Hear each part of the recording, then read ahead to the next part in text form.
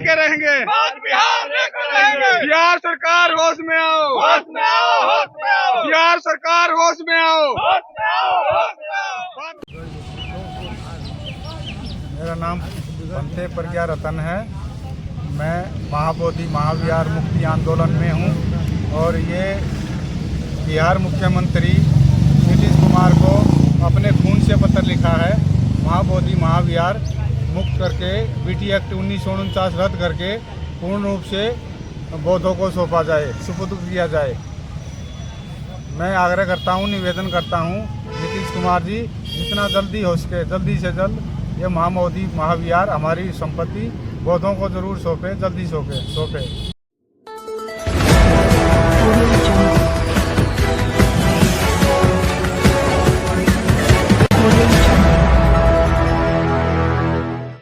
Hello साथियों, जय भीम, नमो बुद्धाय। आप देख रहे हैं द मूक नायक में आपका स्वागत है।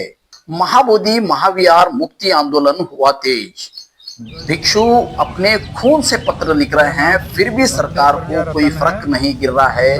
भिक्षु अपने खून से पत्र लिखते हुए और ये बिहार सरकार नीतीश कुमार को भेज रहे हैं, फिर भी नीतीश कुमार की सरकार क्यों चुप है?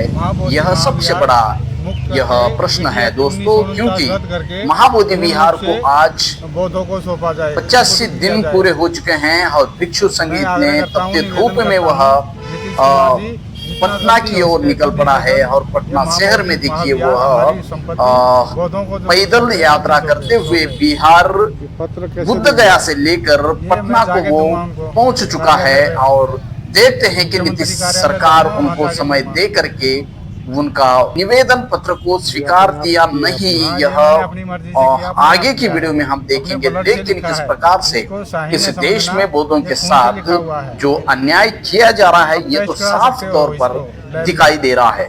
आज 85 दिन हो गए हैं, भिक्षुगण वहां पर डटा हुआ है। इतने तपती धूप में, आंधियों में, तूफान में उनके टेंट निकल जा रहे हैं, उनके टेंट में पानी भर रहा है, फिर भी भिक्षु संघ वहां पर डटा हुआ है। पैदल यात्रा करते हुए पहुंच चुका है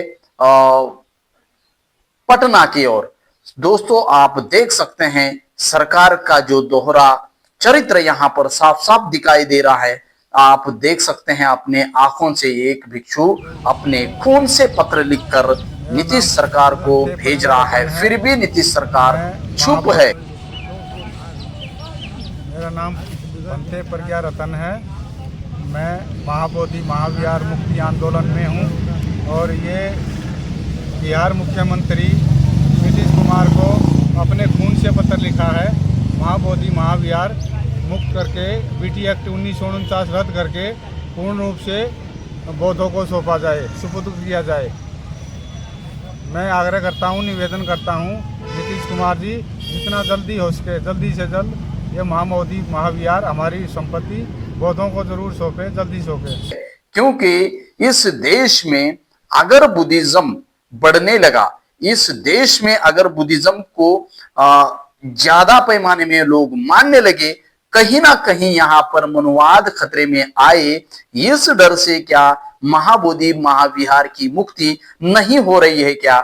यह साफ साफ प्रश्न उठता है, खड़ा होता है दोस्तों। लेकिन इस देश के जिस प्रकार से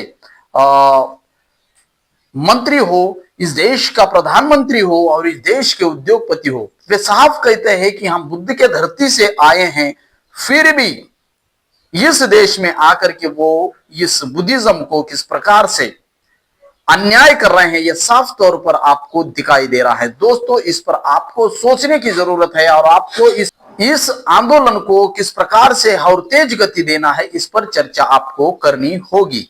दोस्तों इस भारत के तमाम बौद्ध को मानने वाले जो बौद्ध अनुयायी है, जो अम्बेडकर राइट बौद्ध है, वह आज इस आंदोलन के पीछे खड़े हैं। फिर भी बड़े पैमाने में आगे आकर के इस आंदोलन को गति देने की जरूरत है, क्योंकि इस देश में स्मारक बनाए जा रहे हैं। इस देश में बुद्ध को विदेशी लोगों को दिखाने की कोशिश, देश के प्राइम मिनिस्टर विदेशों में जा रहे हैं और कितने विनम्रता से वह बुद्ध के भिक्षुओं के सामने नमन कर रहे हैं, बुद्ध के मूर्तियों के सामने नमन करते हैं। लेकिन वह नम्रता अगर भारत में भी अगर दिखती है, वह नम्रता का जो भाव है वो माननीय नरेंद्र मोदी जी का अगर वह सही मायने में अगर वो है, तो यह महाबोधि महाविहार मुक्त होना चाहिए और उसका ताबा बौद्धों के हाथों में देना चाहिए।